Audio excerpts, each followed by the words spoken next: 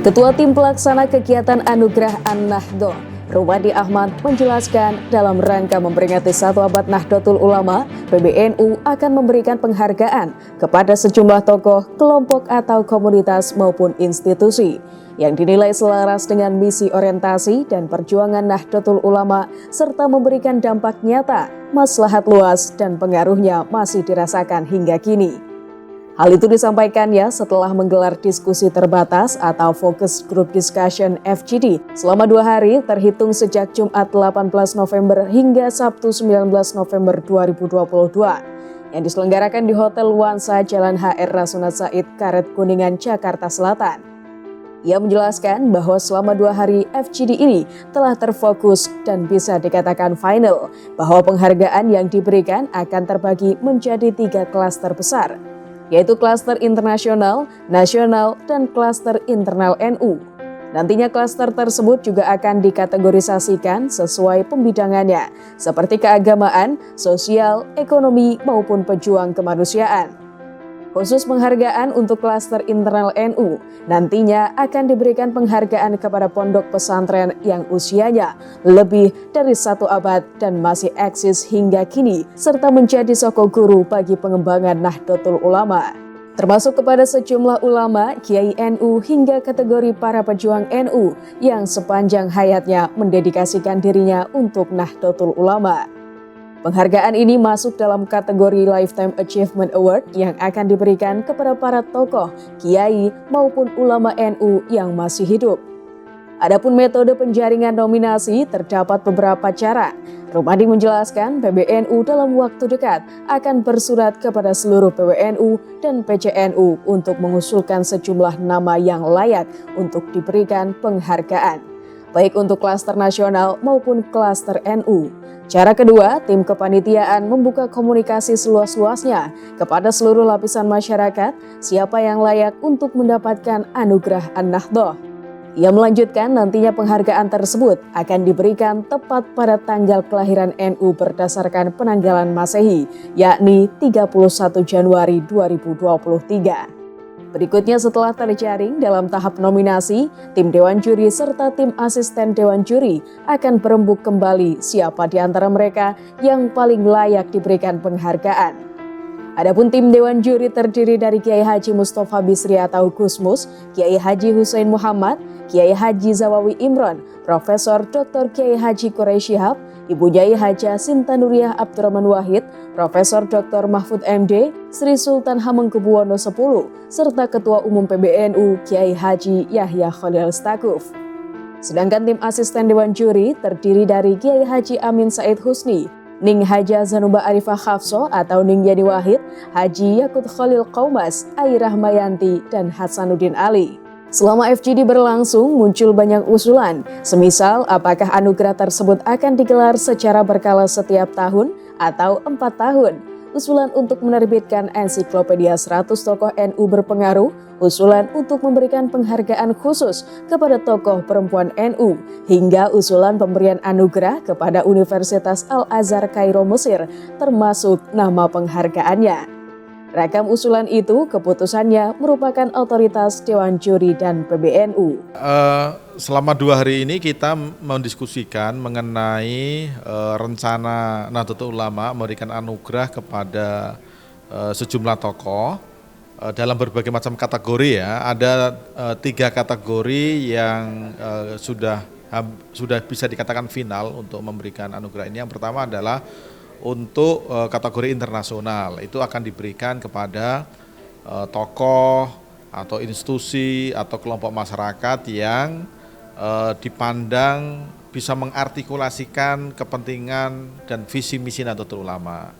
Kemudian yang kedua ada kategori nasional, itu diberikan kepada tokoh-tokoh dalam berbagai macam bidang, baik bidang pendidikan, agama, kesehatan, dan lain sebagainya, yang memberikan kontribusi kepada masyarakat, menginspirasi gerakannya dilakukan secara istiqomah, dan memberikan dampak yang nyata bagi masyarakat. Kemudian yang ketiga, nanti juga akan ada penghargaan khusus untuk internal NU. Di internal NU nanti akan ada penghargaan kepada pondok pesantren yang usianya di atas 1 abad, ya, yang 100 tahun lebih, kemudian masih eksis sampai sekarang, dan pesantren itu menjadi semacam soko gurunya bagi pengembangan NU di wilayahnya. Kemudian nanti juga akan ada penghargaan untuk tokoh-tokoh yang berjasa kepada Nahdlatul Ulama, terutama yang sudah wafat, yang sudah meninggal. Nanti kita akan pilih tokoh yang memang memberikan jasa, menginspirasi ke Nahdlatul Ulama. Kemudian yang ketiga, untuk internal NU juga ada penghargaan khusus bagi pejuang-pejuang NU sepanjang hayat atau lifetime achievement. Itu diberikan kepada tokoh NU yang masih ada sampai sekarang dan sepanjang hidupnya itu digunakan untuk mengabdi kepada Nahdlatul Ulama. Itu jadi bisa dikatakan ada beberapa perubahan, tetapi masih bisa diakselerasi. Dan hari ini saya kira mulai kemarin Gus Mus Rawuh, kemudian ada Kiai Husain Muhammad, kemudian ada Mbak Yeni Wahid hadir dan membicarakan, mematangkan rencana ini. Ya, ada beberapa cara yang kita gunakan. Yang pertama, kita akan melakukan penjaringan melalui pengurus NU. Jadi nanti dalam waktu dekat PBNU akan bersurat ke PW dan PCNU untuk mengusulkan kandidat di wilayahnya masing-masing, terutama yang terkait dengan kategori nasional dan juga kategori internal NU. Jadi nanti akan ada surat ke PC dan PW. Kemudian yang kedua, tim kepanitiaan juga akan melakukan komunikasi dengan seluas mungkin kelompok masyarakat, apakah di kalangan para aktivis misalnya, kemudian penggerak-penggerak masyarakat, untuk diminta menominasikan siapa kira-kira yang layak diberikan penghargaan oleh Nahdlatul Ulama. Tentu kandidat yang akan diberikan ini bukan hanya di lingkungan internal NU, tapi juga bisa diberikan kepada tokoh, kelompok atau institusi di luar Nahdlatul Ulama yang memberikan manfaat besar kepada masyarakat.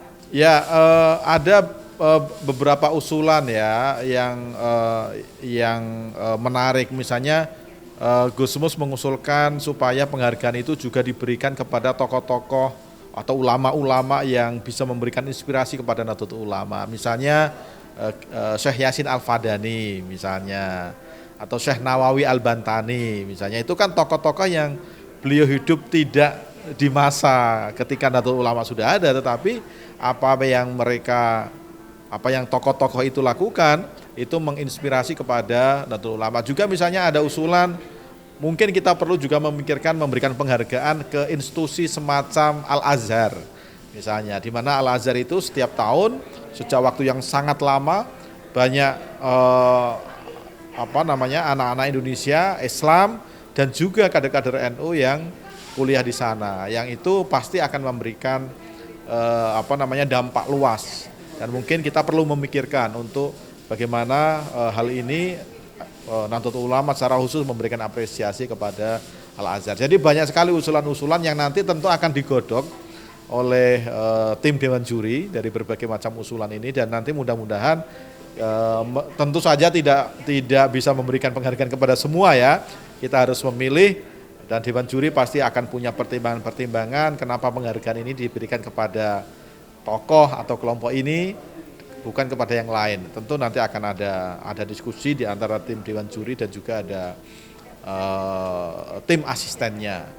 Ya, dan kita bersyukur kita punya Dewan Juri yang cukup punya kredibilitas ya. Gus Mus tentu saja yang kemarin ikut rapat, kemudian ada Kiai Husain Muhammad, kemudian ada Kiai Zawawi Imron dari Madura yang nanti juga menjadi bagian dari Dewan Juri ini. Hadir dalam kegiatan tersebut Ketua PBNU Kiai Haji Amin Said Husni, Kiai Husain Muhammad, Gus Mus yang tergabung melalui sambungan Zoom meeting, Hasanuddin Ali, Curi Ardiantoro, dan Ali Fahmi.